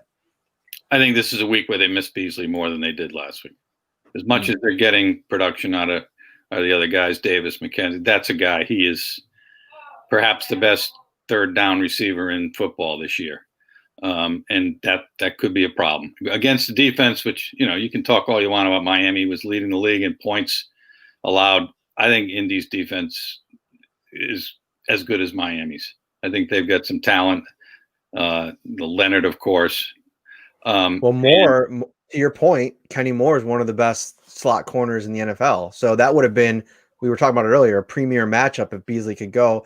But, even if he's not going to be 100%, you probably go with Isaiah McKenzie just because, you saw at least what he could do last week. I think somebody made a point on their podcast. I think it was one of the national guys that, what was impressive most about McKenzie's game was that he did a lot of the stuff that Cole Beasley does, but he had even more quickness and more suddenness to his routes, which that's Cole Beasley's kind of calling card. But Isaiah McKenzie is very shifty. He's younger. He's got more spring. So I think that to your point, I think they will miss him, but I think it's lessened by the fact that John Brown's back and he looks 100% healthy, which they haven't had that since September. Yeah, Brown being back is huge, and I probably underestimated these guys a lot this year. One of the real beauties of this team is how deep they are and how their camaraderie is based a lot on the fact that everyone contributes. Josh doesn't act like a superstar, and everyone wants to contribute. And they've had 60 touchdowns from 18 people. But I don't think that has to change here. Someone steps up, and I think they'll score 27 points at least. It might be based on the fact they've averaged 38 for the last 10 games. Think of that. It's 300 points over 8 games. That's a 600-point season for the year, which would that be the NFL record? This offense has been stunning for the last 8 weeks, and it's not based on any one person. Well, Allen. The offensive line's been very good lately. Very good. Yeah, very good, especially pass protection. Sean McDermott, Brendan Beane, both have signed extensions this year, but was there ever a time where you were skeptical of that pairing? And if so, when were you the most skeptical about them? Was it earlier in their tenure, or was there maybe never a time where you were skeptical about that duo? No, I was skeptical probably year 2. I think the whole Peterman infatuation made me wonder about Sean McDermott as a guy who could be trusted with quarterbacks and offense. And I did think he had to just get out of the way and let Daboll do it and concentrate on defense. And I think he's improved a lot. I talked to Tasker today. He's talked about how Sean's got become a lot better with game management and all that stuff. But yeah, I mean, it's a sport, and in sports in general, you want it so fast. It was kind of a parallel thing with Josh Allen, McDermott. They were both new to what they were doing and learning on the job. But yeah, I had questions because you learn over time that most coaches, assistant coaches, don't make great head coaches. It's generally that they're being elevated a little beyond their ability because there are a few great ones. But he's proven to be a very good one. Beane, there was a time, certainly early on, some of his moves didn't seem very good there. The way he struggled to put a good core wide receivers on the field. But again, the patience there, knowing what he was doing, running a lot of guys out of here and believing that he was going to find the quarterback. So, yeah, I'm naturally skeptical. I was skeptical this year by the way they played run defense early with the defensive linemen he brought in. He brought in a bunch of them, and it was like, oh, all those other guys have been replaced, and it didn't look very good early. And there's still questions. I don't think they've seen a team's best shot in the run game in a while, partly because they they score so much they take teams out of the run game.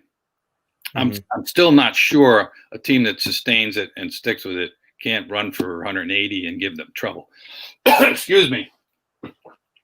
Listen, I mean, I'm used to this. You know, there's many a morning in the studio back in the day where you'd be like having these little coughing fits because you're just bringing the fire takes and all this.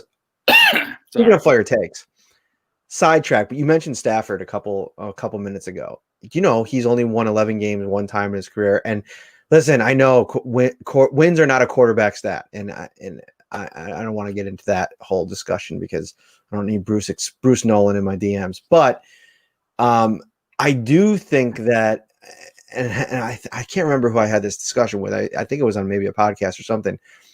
Like, if you draft a quarterback and you say, okay, you're going to have Matt Stafford over the course of his career, would you take that? Would you sign up for that? And you know, I don't think Matt Stafford's been I don't think he's had a success story in the NFL. And I think, you know, part of that is like the organization he went to and the fact that they really have struggled to put pieces around him. But at the same time, he did have Calvin Johnson for a stretch there. He's had some decent teams over the course of his career there. He hasn't ever won a playoff game. I believe he's 0-3. I don't know. I don't think Matt Stafford, a lot of people sometimes go to the Stafford Rivers, you know, example when trying to show a successful quarterback. To me, I don't know I mean, Rivers has had a great career. He's put up great numbers, but I don't know. Would you call either of them great quarterbacks? I don't know. I don't know if I would. I think Rivers is very good. I think he's a notch above Stafford. I mean, I've watched him a lot over the years. I've never just looked and said, yeah, that guy's elite. I do think quarterback winning percentage matters. But there are some exceptions. There are guys in tough situations. But again, you get back to Brady, Rodgers, and Manning and people like that always win. That their winning percentage certainly matters. Montana. I think Stafford is a numbers quarterback, somewhat a victim of circumstance, and there's always organizational issues that can hold you back. Rivers has been borderline great at times. Statistically, he's won 5 playoff games. He's 5-6. He hasn't done it when he really had to, and I think at this point in his career, he's a guy you might win despite. I mean, his numbers are decent when you look at the numbers he has this year. If you had said before the year those were Josh Allen's numbers, you had said, fine, I'll take it. He hasn't thrown as many picks as last year. I'm kind of rambling here, but Stafford's the one. No, you can't not win playoff games and be considered a great quarterback. We've been going a long time. We're probably gonna get out of here. What do you got going on? Definitely go over and check out your story. You said you talked to some of the. I'm busy. They suddenly decide they want me to write a bunch of stories. You know, I'm not good. Generally work for the IVB, but Mondays was about the running numbers and how the top 3 running teams in the NFL: Titans. Who else? Baltimore, Cleveland. The top 3 are in the AFC playoffs. You could argue the hottest is Indy. So there's all these running teams, and here's Buffalo. So Buffalo suddenly, this team that didn't throw the ball for 20 years represents the modern NFL way of winning, and a bunch of these people in a year where, by the way, more rushing yards this year in the NFL than any year since '88. There's some old school football going on within your conference. It makes it fascinating. Yesterday, I wrote about the 2018 draft. Nelson goes 6. They don't think they need a quarterback because of luck, and then he goes away. And then Josh Allen's 7th. Very interesting the way the 18 draft affected both these franchises. Yeah, I'm very interested to see what the quarterback situation looks like in Indy next year. If they don't want to bring Philip, I was listening to the Joel's, who was on our show, covers the Colts. They were talking about it on their podcast, or maybe it was a different podcast. I've listened to so much stuff this week already, but whatever I was listening to, they were talking about, if this is kind of like an audition for Rivers in a lot of ways. Like, do they want to invest in him for another year? And obviously the Frank Reich, Carson Wentz connection is there. So who plays quarterback there next year is going to be very interesting. And obviously, we saw the whole Denver Josh Allen storyline. We talked about it earlier in the show. Darius Leonard, he talked about the fact that every time he plays the Bills, because Tremaine Edmonds was drafted ahead of him, he always thinks about that. He always wants to beat the Bills to show them, you should have taken me. And so, this is a big time game where, if you want to talk about where Tremaine Edmonds has struggled, it has been in that, finding the right lanes and being an impactful player against the run. He's going to have his hands full in this game, and he's going to have to make a lot of plays, especially maybe even more so in the passing game. Yeah. I think we need to find out that he and Milano are as good as advertised in a game at this level. And that includes look out for Hines. They throw him a lot out of the backfield, and tight ends are always an issue with this team.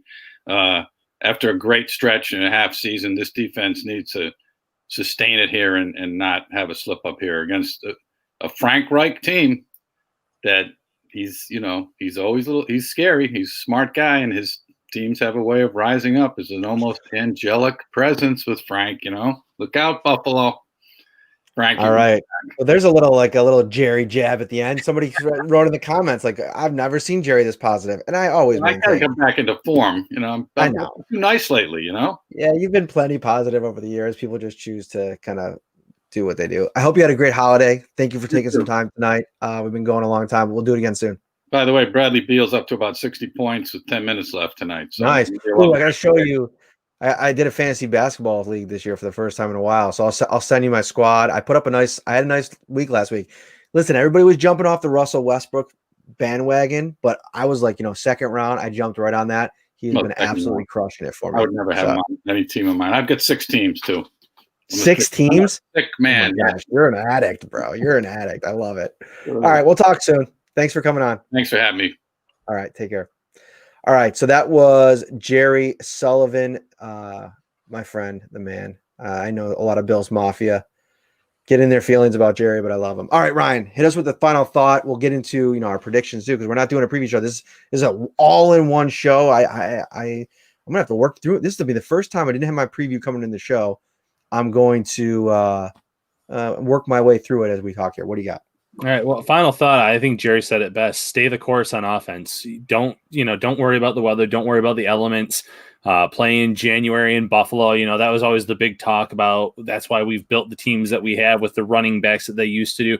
No, you are a passing team. You've been pass happy all season with great success. Come out there, let Josh Allen do his thing. Even if Cole Beasley's not out there, Isaiah McKenzie had a really nice game last week. You can still get him involved. And obviously, we saw what John Brown did last week, and the fact that he looks healthy is so big for this team in this playoff game because Stefon Diggs is going to get plenty of attention. So if you have someone on the opposite side that can take advantage of those matchups, it's going to be big. Even Dawson Knox, you could see the Bills are really trying to get him involved last week in that season finale. Some pass a little bit too high, a little bit too far, but he can even be that X factor. I know we've probably said that a million times. He could have great success in this game because the Bills are going to be throwing it a lot. I think you're going to see a similar Bills offense in terms of putting up points, but it's going to be interesting to see how they fare defensively. So did you get a score in there? I didn't hear a score. Yeah, I will say Bills 27, Colts 21. Ooh, all right. So yeah, right around that line that's out there at 6.5, 7 points. I'm going Bills win here. I think that after sinking my teeth into, maybe not even as much as I would have liked to, into this Colts team, getting a look at, what they've looked like in December and where things went wrong against Pittsburgh. I think that they played really good in the first half against Pittsburgh. And even as bad as Pittsburgh has been in the passing game, they figured it out. And Ben Roethlisberger figured it out. I think Josh Allen has all the answers at his disposal, that no matter what they do in this game or try to do, I think there's too many playmakers. I think this offense is playing too good. I question whether or not, with all this on the line and them healthy on their offensive line, that the Colts are able to get the kind of pass rush necessary to really make things tough on Josh Allen. So I'm going Bills win 34-20. 34-20, Bills win. I don't think they're going to be able to score the Indianapolis Colts, and I think that the Bills will get it done. Thank you so much for watching. We're almost at 2 hours. We're going to cut it off right now because I get this posted on all the audio platforms. This was a fun time. Find us there, if you will. We're always so appreciative of you guys watching on the live. I know that we kind of had a lot going on tonight. We didn't get a lot of questions in and stuff. We tried to do what we could. But we will be back Saturday night, probably around 8 o'clock or so. We will react to everything that happened. And hopefully for all of your sakes, we'll be talking about a potential divisional round playoff game after a Bills win. I hope you guys enjoy it. You've deserved it. Go find us on all of the audio platforms. Spotify, Stitcher, Google, Apple. Subscribe there. Leave a rating and review if you would. It really helps us out. And until then, have a great week. Enjoy your weekend of playoff football. Ryan, it's been fun. Take care. Ready for football? With every game a home game, Tops is ready for you with its TV a Day giveaway. For 6 weeks, every day you shop is a new chance to win a massive 70-inch 4K TV. Shop Tops for the best deals in town, in-store, or online to win.